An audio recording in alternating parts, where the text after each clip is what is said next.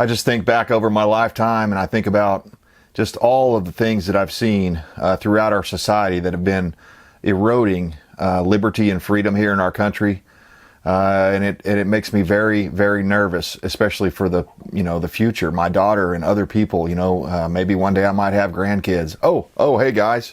Yeah, I was just out here sitting around the shop thinking about all the terrible things that are going on in the country right now. And last night I actually did a little bit of research on something that I've been noticing this back since the 90s. I grew up, my childhood was in the 80s and the 90s. I'm a Gen Xer. We're the kind of the lost generation. No one really talks about us. We get brushed over many times when they're talking about the different generations. They don't even mention Generation X. So I find that very interesting. But as I was, growing up and stuff, I was seeing this deterioration around the country. And I don't know why, it just came to me last night like just a wave of information came flooding into my mind, just remembering back to when I was a kid and comparing that to how things are now and the direction we're headed as a country. And I started trying to put a name on this, and what is it? And so the name I came up with is the Californication of America.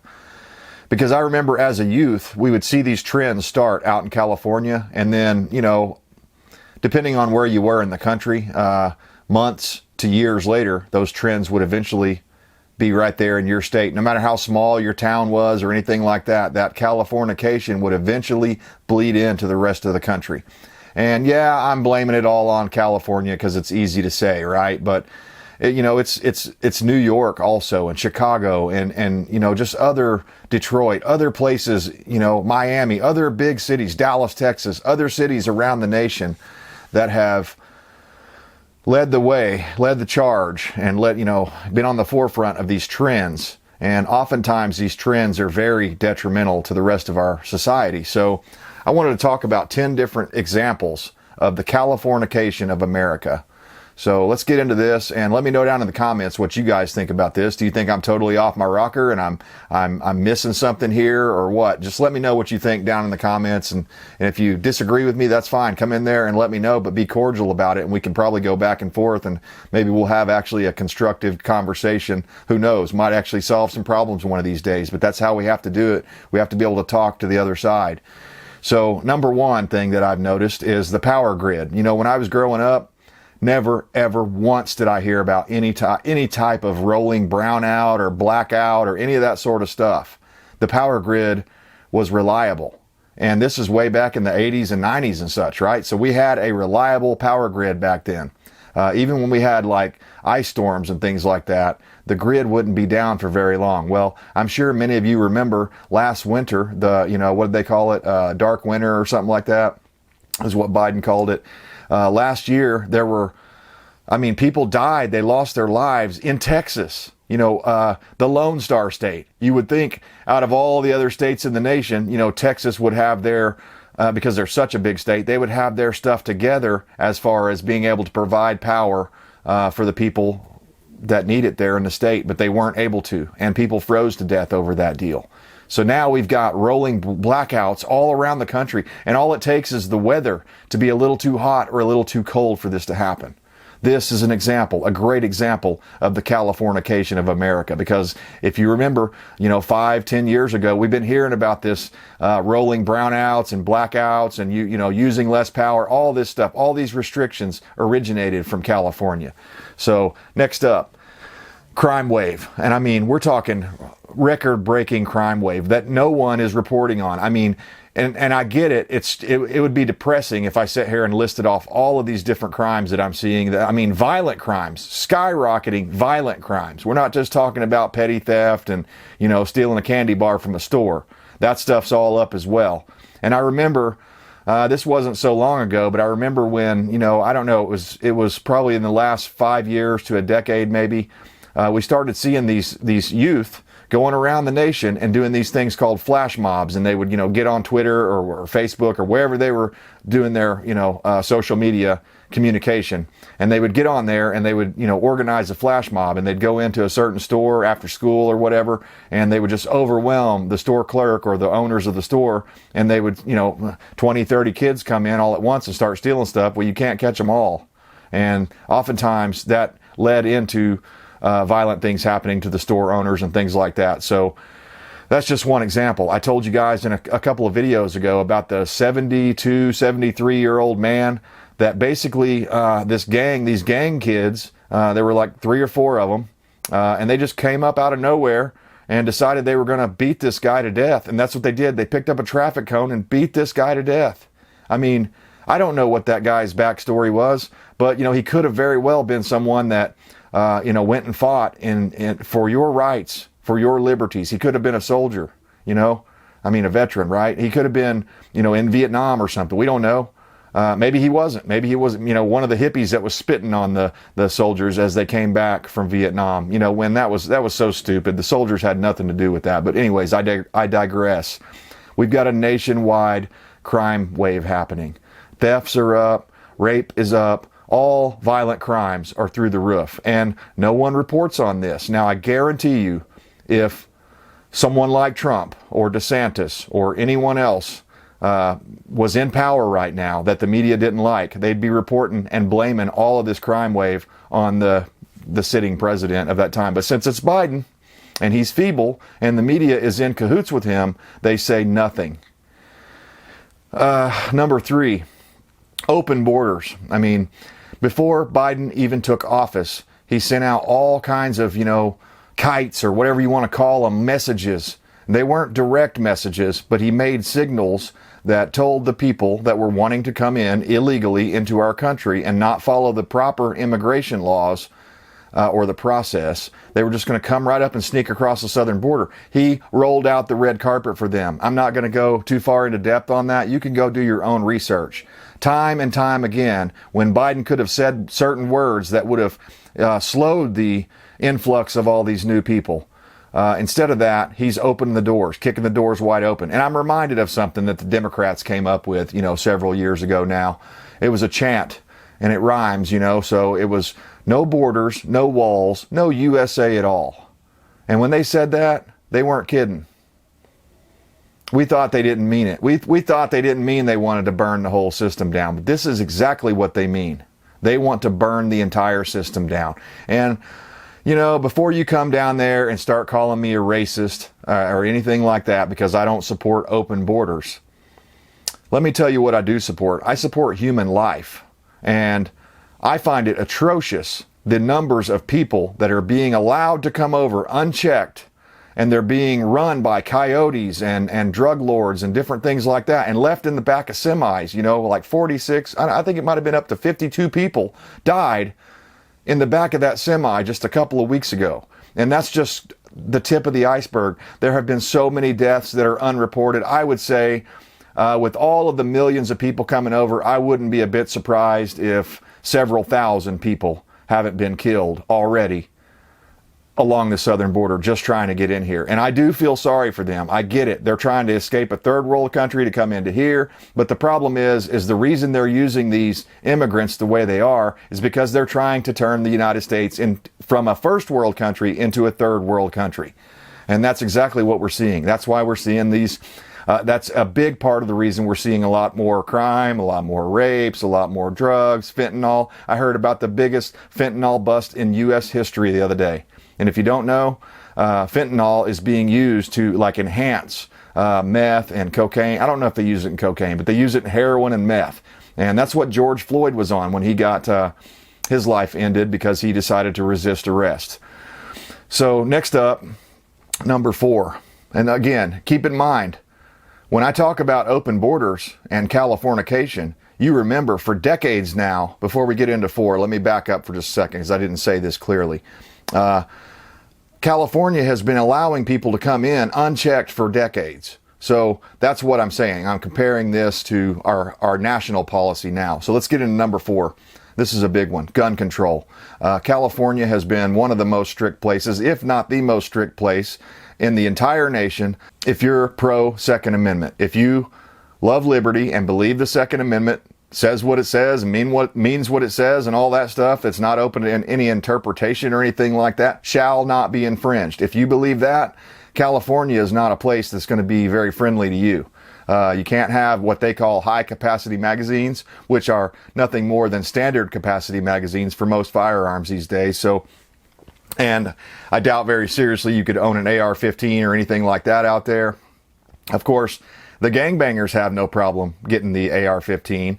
And I heard about something here recently because of places like Alibaba and these cheap Chinese places where they can import all of these products that are unregulated. There's some magic switch that you can put on the back of a Glock. Of course, it's highly illegal. You get like 25 years in the federal penitentiary if you get caught with this thing.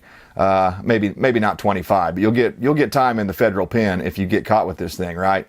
And down in Texas and I believe California and other places, they're finding all these gangbangers that are buying these full automatic switches where you can just flip a switch on the back of your Glock 17 or 19 or whatever and convert it over to a G18 full automatic. And I haven't heard very much talk about that. Instead, the liberals are talking about taking guns away from law-abiding citizens. So, like Doc Holliday said, their hypocrisy knows no bounds.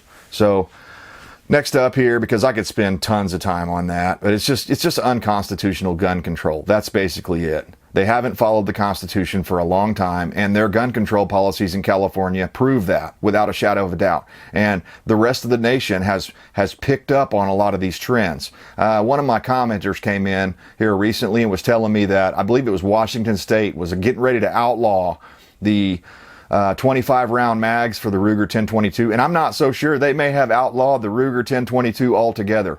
And all of these other mags that are deemed high capacity, they're just suddenly outlawed. And so now you're an outlaw if you keep that thing. You're, I guess, supposed to turn them in or get rid of them or something like that voluntarily. But if you get caught with that, you're going to get in big trouble. So it's just unbelievable. Number 5, mass homelessness. I mean, I remember a time, I've never been to California, but I remember a time looking at California on video and different things like that. And you didn't see all of this Skid Row. There's always been Skid Row, and there's always been in every major city in the United States of America. There's one section that's like it's the rough side of town. It's where a lot more homeless people live. A lot of people are living, just really, really low wages and things like that. I don't know if they're on government assistance or Section 8 housing. Usually that has a lot to do with it. And so we've seen this California model being duplicated all around the country. So instead of getting rid of these people and not allowing them to panhandle and stuff like that on the corners, now they have been basically been given bum rights where they can come in to many of your local cities. That's why you're seeing this explosion in homelessness. And not only that, the cost of living is obviously driving up homelessness. But most of the time when you see people that are homeless, it's because they have something, mentally wrong. There's mental problems. Let's just leave it at that. They're on the verge of crazy, a lot of them. So watch out. You don't want that coming around your city, and you certainly don't want to be living next door to that sort of stuff, because it invites all sorts of other stuff, like in California where they have the poop map where you can't even walk through town without, getting a poop app or whatever, so you don't accidentally step on human feces. It's bad enough going to a dog park and stepping on a dog turd. Imagine that. You're walking along, surfing your iPhone or whatever, and the next thing you know, you step on, a peanutty human dump. That's freaking disgusting. And I don't want that in my city or my state. I hope that you guys are feeling the same way. But that's what happens when you have a big homeless population. They're going to crap in the street, and heroin needles and all the other stuff that comes along with that. And not only that, I talked about a story not too long ago about children. I believe it was San Francisco being dropped off in an open air drug market because it was all homeless, and that was their bus stop. And so what do you think is going to happen to those kids? Yeah, that's right. They're probably going to grow up and get into a life of crime and drugs and things like that they shouldn't be doing. And it's time for American parents to take responsibility and make sure their kids aren't put in those types of situations. It's for the betterment of humanity. You don't want a bunch of kids growing up around open air drug markets. It's common sense, which has been long lost in places like California. Number 6, and this is another big one, George Soros. I could just stop right there and just say George Soros, because he's done so much damage. He's like the along comes a spider guy. He's just look at him. And I hate to be that way basing this on someone's looks, but man, every time I see George Soros, I'm just like, You're pure evil. I can just see it in your face, in your eyes. And of course, it doesn't help that I heard the thing years ago about how George Soros' favorite time of his whole life was whenever he was working with the Nazis and helping to round up his fellow countrymen, his fellow Jews. He said it was happy making time. So it was his favorite time of his whole life. And just keep that in mind, because as I've said in other videos, it looks like they're trying to start the slow march toward the cattle cars for a lot of the freedom-loving patriots that are out there. So watch your six. So Soros appointed and sponsored district attorneys around the country have been releasing violent criminals. And of course, they're using full force of law, the entire force of the law to round up, detain, lock up, basically, no due process for anyone that are their political enemies. Now this is not California, but the best example is the J6ers. These people are still, many of them still, sitting in jail or prison or whatever, the federal prison or whatever they're doing for trumped up, made up charges. And there's this whole January 6th sham committee thing going on. I mean, it's just unfreaking believable when, there are a lot of investigations that should be going on. Like, why did the Capitol Police fire all that tear gas onto that peaceful crowd before anything ever happened? I mean, there's a lot of things. Why did that woman, I think it was a woman, somebody got stomped out on the stairs, but more than one death happened that day. And they just ignore that sort of stuff. So it's really interesting, the things they choose to focus on and the things that they choose to ignore. Like, where's all the video footage of that? I mean, they said they had tens of thousands of hours of video footage, and I can't believe they're not being forced. I don't know if it'd take a FOIA request or what, but I can't believe they're not being forced to release that footage so we could see what really happened that day.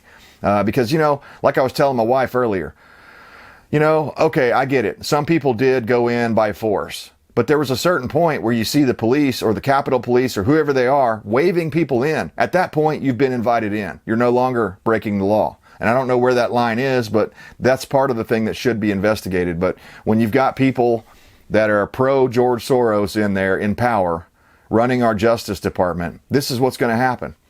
Number 7, environmental control. And this is a doozy, especially out in California, because they've been one of the, they're the most anti-capitalist, anti-liberty state that I can think of, as far as if you wanted to run a business or run a farm or anything like that where you produce anything. They're gonna get you with their EPA. They're gonna send their EPA in there with their restrictions and destroy your farm and your business by regulating you to death. China and BlackRock, on the other hand, they're buying up land, and nobody's restricting that. They're just letting it happen. So, I mean, you can see, if you can read the tea leaves, you can see what's going to happen in the next few years with China and BlackRock and these other big conglomerates snapping up arable farmland. We got to eat, right? I trust small farmers a lot more than I trust these big corporate farmers, which is what's happening. They're pushing small farmers and family-run farms, generational farms, out of business.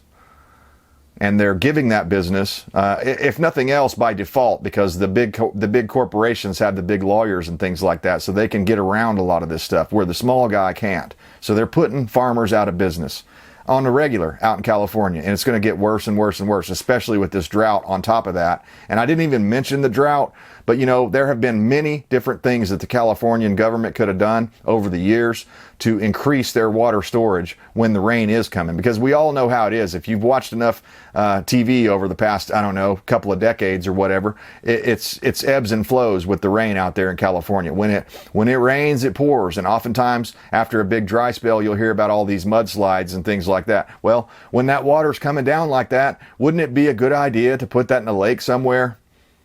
I mean, that's what I would do. And then that way, the next time you're in a drought, you'll have some water in the lake that you could give to your people. And not only that, use to put out the fires. I mean, it's just unbelievable. So next up here, number 8, cost of living.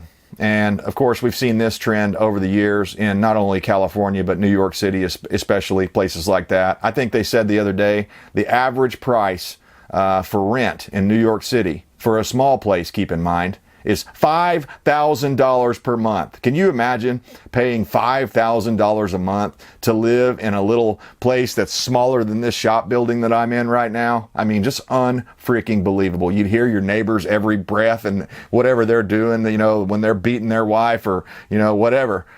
Maybe not beating her, maybe they're, you know, pleasuring their wife, but you're going to have to hear every single sound through your paper thin wall in your little cubicle. And of course, I find that very interesting because that's exactly what the globalists want us all to be in.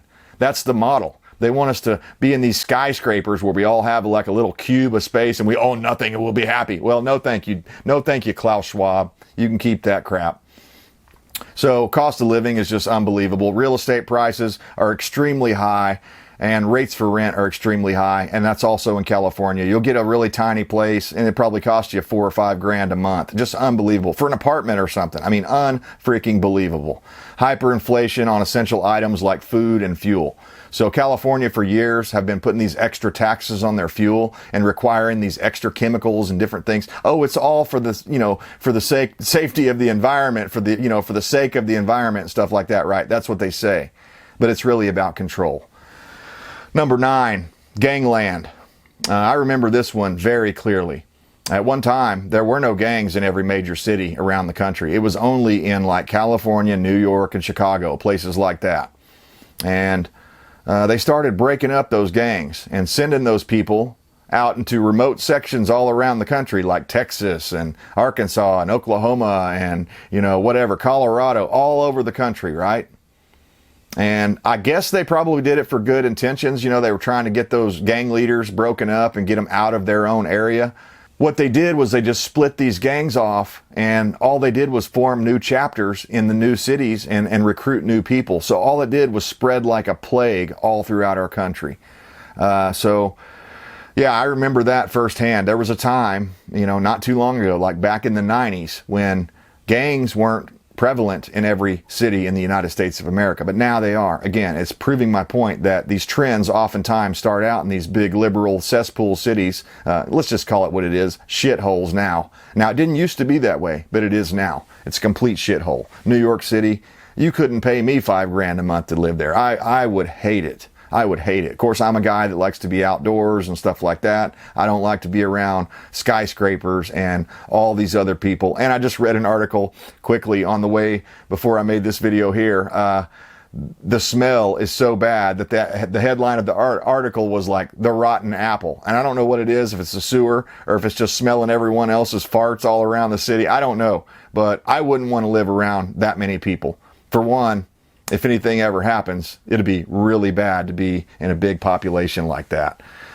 So, yeah, we've got all kinds of problems. The last one here, and this is another big one, number 10, anti-family. And it's not just California again, it's all the major liberal-controlled cesspool cities, but there's been a full frontal attack on the American nuclear family. Now, you could argue this has been going on since the 60s, but it seems to me like the heat has been turned up in recent years to a level that we've never seen before. They're going all or nothing, you know, balls to the wall. They're going for broke. They're doing everything they can to dismantle the nuclear family.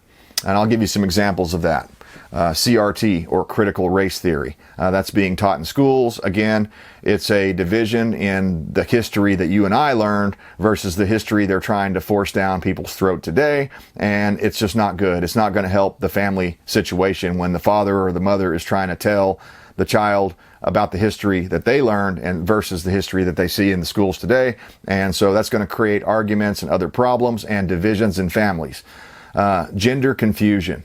They're pushing this gender confusion on everyone now. It's just so unbelievable. When I look around and I'm like, oh my God, now there's like, I can't remember what the percentage is, but the percentage was way high on kids under 18 that now identify as something other than the sex they were born. Unfreaking believable. They are corrupting our kids right before our very eyes. And they're doing this through the culture. And a lot of this, the reason I'm blaming it and calling it Californication is because that's where Hollywood is. So a lot of this has been promoted, peddled, pushed down our kids' throats by their favorite actors and actresses and things like that. So, goodbye nuclear family.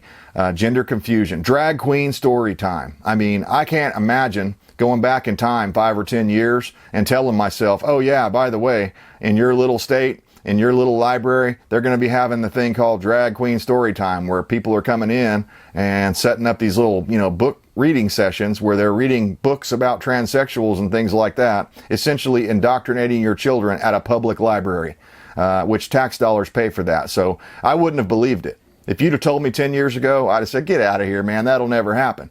But here it is happening. Communist curriculums in grades K through 12. It didn't used to be this way. It used to be, pro-American, American exceptionalism. That's all gone now. In fact, if you believe in American exceptionalism, you're some sort of a nationalist, a racist, a homophobe, misogynist, whatever they decide to call you that day. They don't like you. And they're going to make sure and let you know. That's not a popular position. So kids today, through the culture, are being force-fed this communist curriculum. And the responsible adults, the people that are in control of the school boards, should be shutting this down. But they can't. If they want that federal money, they got to teach this communist doctrine. So unbelievable. Attacks, open attacks, frontal attacks on masculinity. That's been going on for the last decade or so. They just don't like males. They don't like, strong men especially.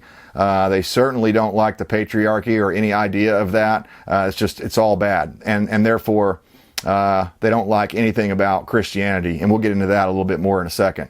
Attack on the founding fathers. And of course, that ties back in with the communist curriculum. But they've openly been attacking our founding heroes in this country, calling them racist, misogynist, homophobes, slave owners, whatever. Just terrible, terrible people, instead of talking about how they built the greatest, most prosperous nation that the earth has ever known. They don't want to, they brush over all that stuff. Instead, they focus on the negatives. Attack on mothers. And in fact, our most recent nominee to the Supreme Court couldn't even define what a woman was. So now they're trying to change the word mother to birthing people. I mean, unfreaking believable. This is Orwell's 1984 playing out. They're redefining words right before our eyes. You should be worried.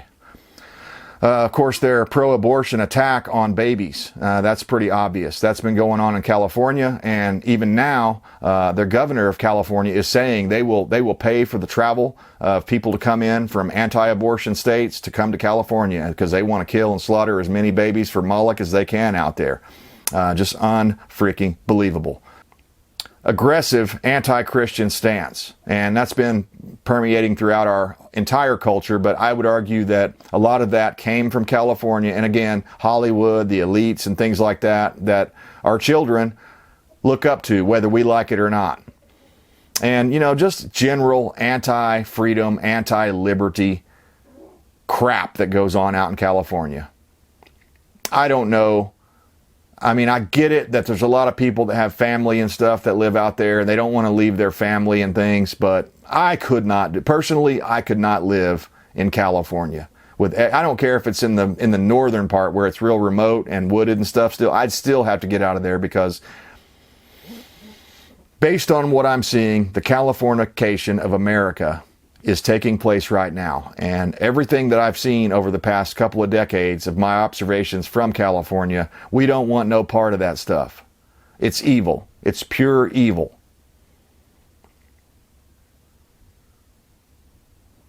I wish I could tell you. I wish I had the answers of how to stop it, but I don't. It has something to do with the culture. I can recognize that. It's certainly coming from the culture. It permeates from the culture. But how to get in that and get underneath that and, and make people see the truth is the challenge we all face. Anyways, guys, these are 10 reasons why I think we're going through the Californication of America. And again, I don't know how to stop it. If you do, let me know down in the comments. If you've got some ideas and some things that we can do, the obvious ones are like homeschooling your kids and things like that, and just not letting them interact with this evil culture. Probably one of the best things you could do is not give your kid a smartphone. I see kids all the time now, 5, 6 years old, walking around like this with a smartphone. And I'm just like, oh my God, I can't imagine my childhood being robbed from me by a piece of technology like that. And that is exactly what is happening to our youth. So parents, guard your kids, guard your families. There's an open attack on anybody that believes in the founding principles of this great nation. I don't want to go on too long, so I stand for liberty. I hope you do too. I hope you'll join me. Spread this information out there if you think it's important. I really do. That's why I made the video. Appreciate you guys tuning in. Hit the thumbs up if you don't mind. Hit the thumbs down if you didn't like it. Let me know down in the comments what you think. Until then, we'll see you next time.